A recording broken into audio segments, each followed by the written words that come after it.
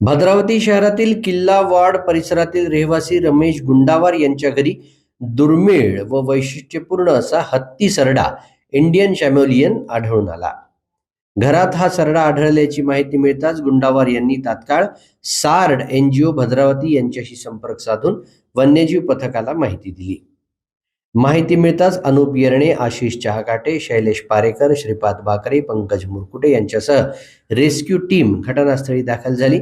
पथकानं हत्ती सरड्याला कोणतीही इजा न करता सुरक्षितपणे ताब्यात घेतलं. त्यानंतर घटनेची माहिती वन विभागाला देण्यात आली.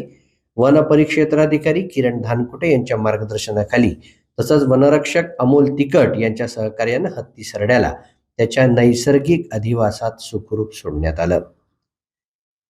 हत्ती सरडा भारतातील स्थानिक प्रजातींपैकी एक आहे. महाराष्ट्रासह द्वीपकल्पीय भारतातील विविध भागात त्याचा आढळ होता.